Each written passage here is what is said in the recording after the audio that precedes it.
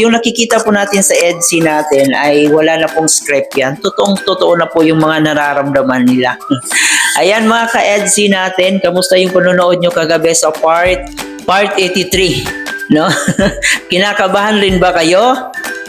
So, it's a prank lang po lahat yun, no?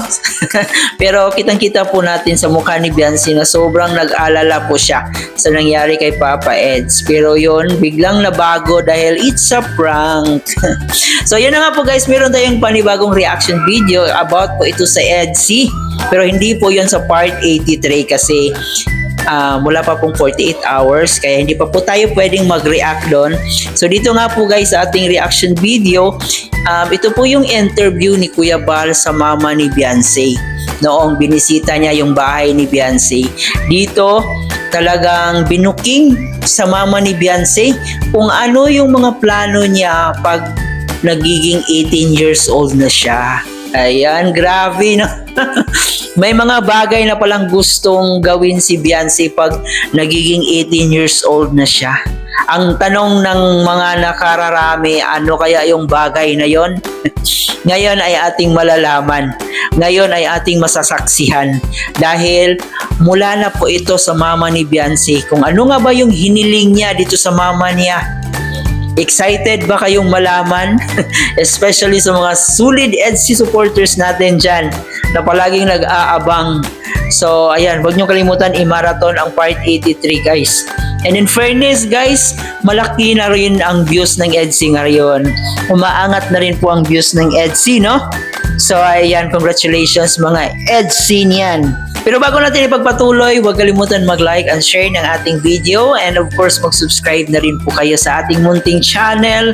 Baka palagi kayong nanonood at hindi pa kayo nakapag-subscribe, paki-click ang subscribe button at notification bell para mas updated sa ating mga reaction video. Higit sa lahat, palagi nating suportahan ang ating ama ng Kalingap na si Kuya Bal Santos Matubang, Ate Edna Vlog and Kalingap Rob. Nandiyan din po ang ating keyboys, Kalingap partners, mga charity vloggers sa Pilipinas. And of course, aking mga kasamahang Kalingap reactors, mga legit Kalingap reactors na gumagawa ng reaction dito sa Kalingap. Huwag po natin silang kalimutan guys. Kaya naman ngayon, syempre excited din po tayo. Alam ko excited din po kayo. Ano nga ba yung hiniling ni Biancy pag nagiging 18 years old na siya? Yan ay ating malalaman mula po ito sa nanay ni Biancy. Ito po ba ay kumusta po sa inyo po? Okay naman ang kanyang magkasalamuha sa inyo? Okay naman po. Okay naman po, no? Mabait naman po siya. Mabait naman po siya. Magalang, mga espiritu. Ano po, may parang parehas po sila mahinig. Mahinig pa rin sila? Bait. Hindi mahangin si Papa Edo? Ayoko din po nung mga magaslaw, mga mahangin. Siya nga naman. Yung wala sa lugar yung pagkumikilos. Kasi parang may iba na ako pag ganun. So, Kahit po mga anak ko po baga, siya nga naman. mga po yan, mas simple lang. Na-bless naman si Papa Edo sa'yo dumarating dito. Ay, opo. Na-bless din na ganyan. Na-chat ko nga po yun sa akin. Na-chat din sa'yo? Ay, talaga. Pag nalilate po sila po dumating. Pag nasa labas sila, Papa Edo ni Jancy, Pag medyo alanganin ako baga ang oras kasi baga, babae po baga si Nancy. Pag na mga lagpas ng mga 10 na ganyan. alam, minsan may time na gano'n, nalampas ng 10, gabi. Opo, po baga pag Sino kasama nila? May kasama sila o wala naman? Dalawa lang sila. minsan po mga mga kay Angel, mga kay Boys po, mga nagkaano Ay, po gano'n. sila. Kaya pag nag-scout sila, silang dalawa lang talaga. Opo. Ayun. Sila lang po. So may panahon na ginagabi pala sila, no? Opo. Minsan daw sabi ni Biancy, nakain pa daw sila, nag-jogging pa daw sila. Yun, grabe, no? Silang dalawa lang yun. Opo. So ibig sabihin po, Sabi ko nga, nakakahiya ka na. ibig sabihin po, silang dalawa pag nasa labas, magkasama sila. Opo, nakain din po sila sa kanya. Sinasabi, kinikwento naman po sa akin ng Biancy. Madalas na ginagawa nila yon. Opo, noon pong mga baga bakasyon, silang magkasama. Siyempre, walang pasok. So mayroon pa lang time po talaga na pag nasa labas silang dalawa ay kumakain din. So minsan ginagabi pag uwi. Opo, minsan nga may dala po baga si kilo na pangpabigay sa mga bata. May pasalubong pa May din take dito. out. May take out pa rin. Ano-expect nyo po pag nag-18 si Biancy po? Anong ina-expect nyo?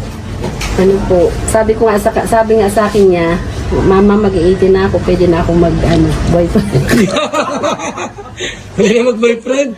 Kita mo naman mga kaibigan, ha? Ah? Kasi yan po talaga yung namin na sabi ko. Kasi yung mga iba po bagang kabataan, 15 years old, 13 years old, nag-aarasawa na po baga. Siya nga, Sabi ko, ikaw na, sa ikaw ang muna magaya sa mga ganyan. Kaya ang namin, pag pwede na siya mag-boyfriend. Yeah. So ito po yung upload ni Kuya Bal. Baka hindi nyo pa ito nakita, pwede nyo panoorin yung buong video po sa YouTube channel ni Kuya Bal. So dito, pinuntahan niya yung bahay nila Biancy, kinumusta niya yung pamilya ni Biancy, at hanggang dumating sa point na tinanong ni Kuya Bal yung nanay ni Biancy kung kumusta yung pakikitungo ni Papa Eds dito sa kanila.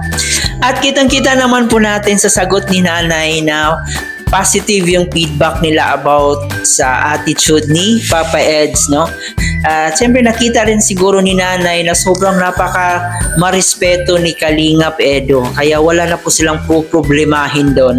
Kumbaga secure na po yung anak nila dito kay Papa Eds.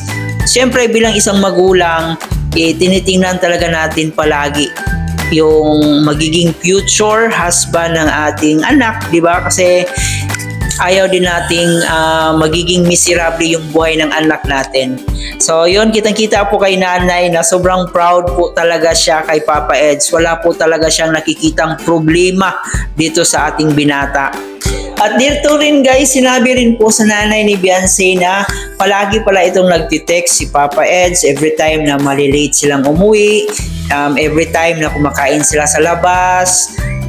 Yun, palagi nag-i-inform talaga si Papa Eds dito sa nanay ni Biancy kung ano yung nangyari na sa kanila, saan na sila ngayon. So talagang napaka-responsable ni Papa Eds as tawag dito, manliligaw dito kay Biancy. Sinabi rin po ni nanay na tuwing lalabas sila, kumakain sila sa labas, nagti-take out rin po itong si Papa Eds para sa pamilya ni Biancy.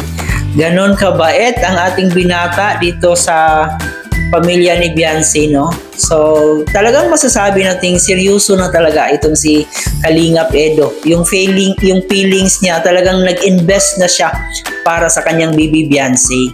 At yung pinaka main topic talaga natin dito guys, yung pamamaalam ni Biancy dito sa kanyang mama, kung pwede na ba siyang mag-BF pag nag-18 years old na siya. Yun naman, sagot ni nanay, wala naman daw problema. Parang hindi naman sinabi ni nanay na ayaw niyang mag-boyfriend itong si Biancy, no? Kasi nasa tamang edad naman. Pero masasabi pa rin natin na itong si Biancy talaga is sobrang napakabait. Kasi humingi pa siya ng permiso sa kanyang mama kung pwede na ba siyang boyfriend, no? Kasi kung sa iba pa yon, yung iba nga dyan, wala pang 18 years old, nagbo-boyfriend, girlfriend na. Pero itong si Biancy, kahit nasa tamang edad na siya, so yun, nagpapaalam siya kung pwede na ba siyang mag-BF. Napakabait na dalaga itong si Biancy. Palagi niyang kino-consider yung feelings ng kanyang nanay na kung papayag ba ito or hindi. So sana ganun sana yung mga kabataan natin, no, na siyempre magpaalam sa magulang kung pwede na bang gawin yung bagay na yan. Kaya bilang isang magulang, siyempre gabayan rin po natin ang ating mga anak.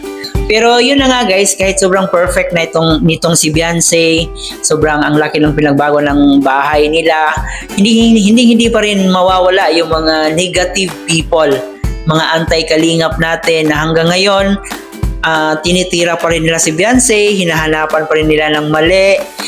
May nakita pa nga po tayong comment na parang pinagsabihan itong bahay nila Biancy na dugyutin daw, dugyot. Parang nangingibabaw yung inggit nila kung ano yung mga naranasan ni Beyonce ngayon. So isa lang po yung masasabi natin, good luck na lang po sa mga taong hindi marunong maka-appreciate sa narating ng ibang tao. Kaya sa mga taong palaging naninira dito kay Beyonce, naku, good luck po sa inyo kasi wala pong ginagawa yung dalaga, yung tao, walang ginagawa sa kanila, pero sila tirang-tira pa rin dito kay Beyonce. And para sa akin, party na po yan as influencer, as vlogger, na may mga tao talagang maninira sa'yo. So, party na po yan, kaya kasama din po yan sa pag-angat natin, no? Kaya, ayun, wala na naman po tayong magagawa dyan. So, ignore na lang po natin. Yung mga bashers natin, nandyan lang naman yan. Nakakatulong din po yan sa pag-angat natin. So, just ignore and just go with the flow. Sabi nga nila. Yan lang muna guys ang ating reaction video. Huwag kalimutan mag-comment sa inyong opinion kung ano yung opinion nyo patungkol dito sa ating reaction ngayon. At bago natin tapusin, huwag kalimutan mag-like and share, and of course mag-subscribe na rin po kayo. Ito po yung host na si Chloe TV. Thank you for watching.